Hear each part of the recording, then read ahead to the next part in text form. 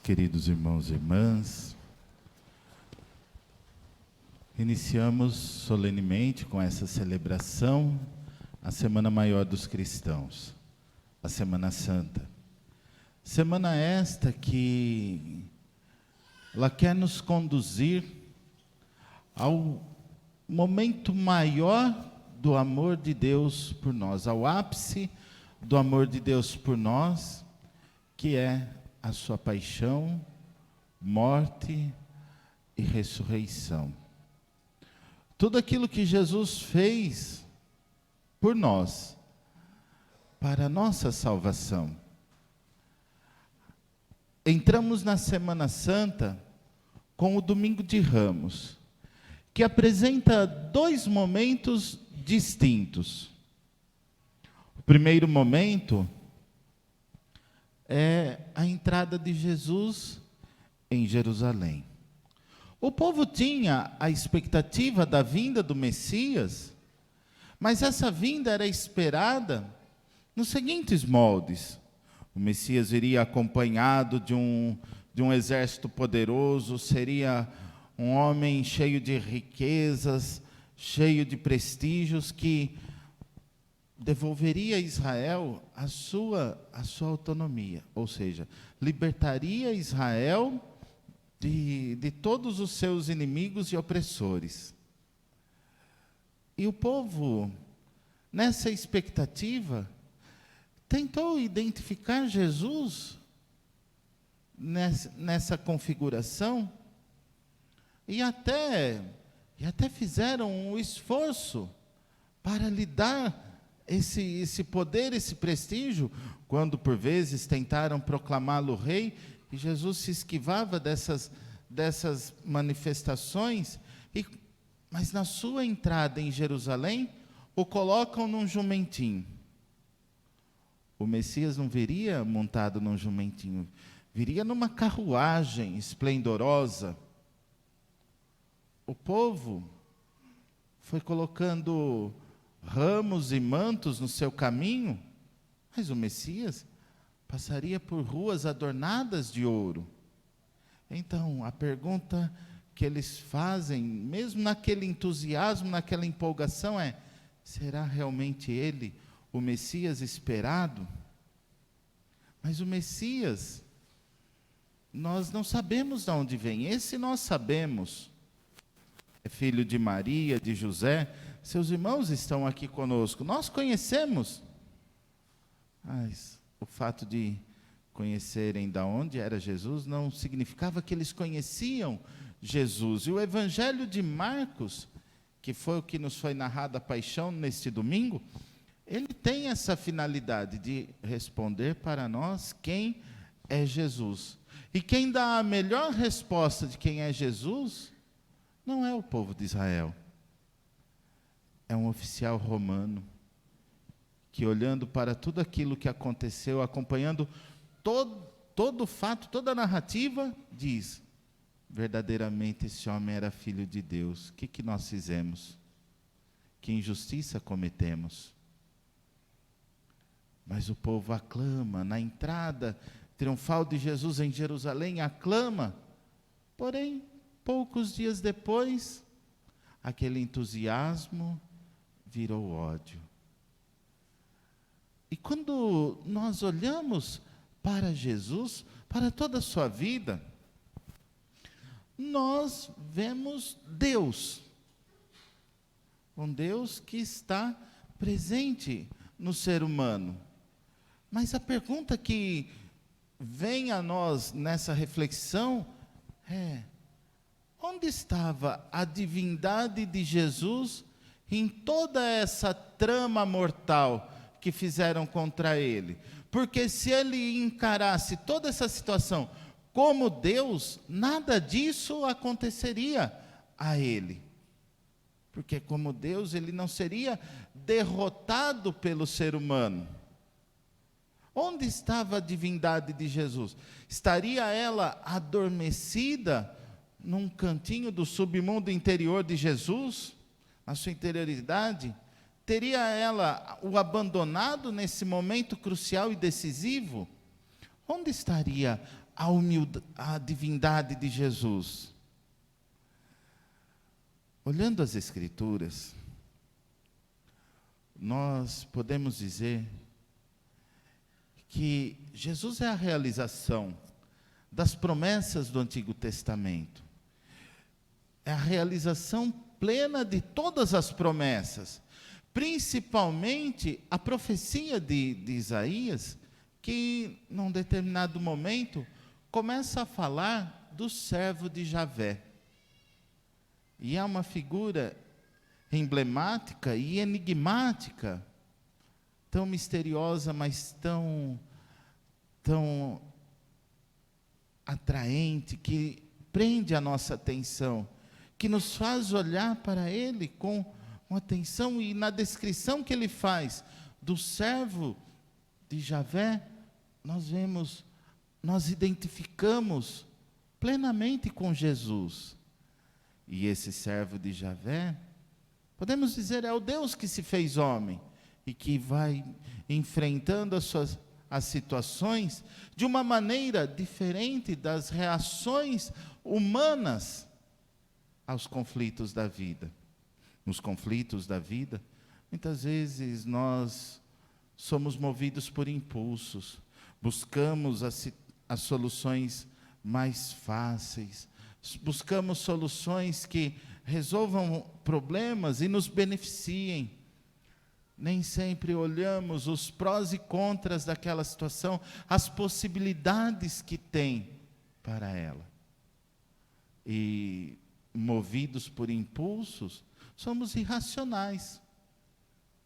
E depois que resolvemos as situações ao nosso modo, paramos para pensar e vemos quantos erros cometemos que, se tivéssemos refletido sobre cada situação, poderíamos ter feito diferente.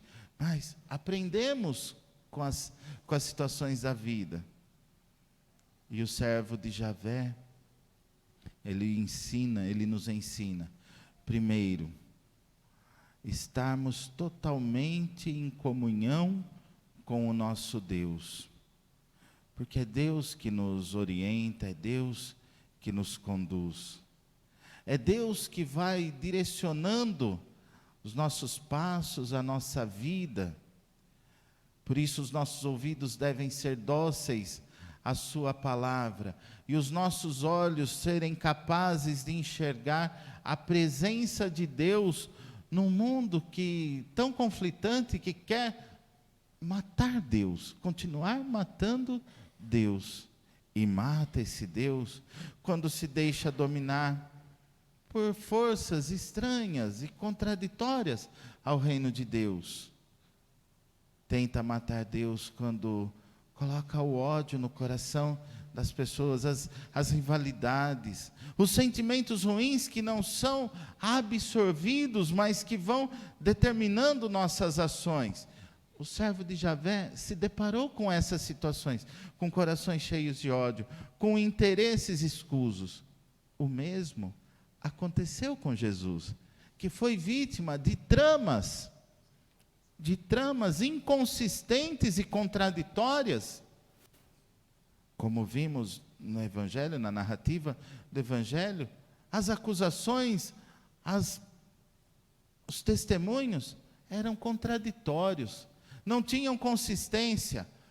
Porém, quando se tem um objetivo na vida, principalmente quando esse objetivo é passar por cima das pessoas, não importa quem, e a pessoa está tão obstinada a isso, não se vê nada, a não ser aquele objetivo.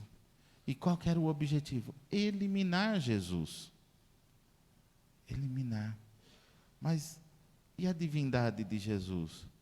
O servo de Javé foi um ser humano, porém, que tinha Deus a seu favor. Na segunda leitura da carta de São Paulo aos Filipenses, onde São Paulo vai dar uma resposta a um problema que surgiu na comunidade, tanto de Filipos como de Efésios, dos Éfesos, ele dá uma resposta, porque o criticavam por ele, quando estava para ser condenado à morte, ao sacrifício, ele apela à sua cidadania romana para ser julgado em Roma, e nisso ele ganha um tempo a mais de vida, e a comunidade diz, mas o martírio é tão louvado por nós, e por que Paulo não aceita o martírio? E Paulo diz, olha, para mim, morrer é lucro, morrer é Cristo. Morrer é lucro, mas viver é Cristo. Eu tenho que evangelizar, eu tenho que fazer o evangelho chegar ao máximo de pessoas. Esse evangelho que transformou a minha vida, é o que vai transformar o mundo. Esse evangelho é Cristo, é a vida de Cristo, que nos faz conhecer Jesus. E aí ele foca em Jesus, mostrando dois movimentos, um movimento de descida. Jesus não se apegou à sua divindade. Ele não a esqueceu, mas ele não fez dela uma usurpação. Ele assumiu a nossa humanidade, desceu à mais profunda baixeza do ser humano, a miséria humana, porque diante de Deus o ser humano é uma miséria. Porém, é considerado a obra mais valiosa, mais importante, merecedora da salvação e do sacrifício divino. E ao descer, ele se esvaziou, assumiu a condição de escravo, sentiu na pele o que é ser humano, sentiu as nossas dores, sonhou os nossos sonhos, entendeu os ideais, que as pessoas têm ideais e objetivos na vida, que querem chegar em algum lugar, compreendeu e foi solidário a isso. Mas depois o segundo movimento, Deus vendo a humildade, a obediência de Jesus, exaltou o seu nome, e fez dele, para nós, horizonte de salvação. Nesse movimento de amor, a divindade de Jesus vai dizer para nós, ele se fez homem, para sentir na pele o que é ser humano, e sendo Deus, se tornou o horizonte da nossa vida. Com a cruz, com a sua cruz, ele mostra para nós que a morte não é o fim, que de Deus nós viemos e para Deus um dia todos nós vamos voltar, e ele como horizonte para nós é horizonte de salvação. Por ele temos a certeza da salvação. Então a divindade de Jesus não se omitiu em sua vida, ela interagiu com o ser humano, e ao ponto dele se encontrar conosco, ele coloca uma parcela do amor de Deus em cada um de nós. Deus está em nós, não somos deuses, mas Deus está em nós. Para quê? Para purificar o nosso coração, para ser a nossa força, para nos conduzir em nossa vida, para estar conosco e completar aquilo que falta à nossa humanidade. E como falta tanta coisa à nossa humanidade. Isso é o que vemos no julgamento de Jesus. Primeiro ele é traído por Judas.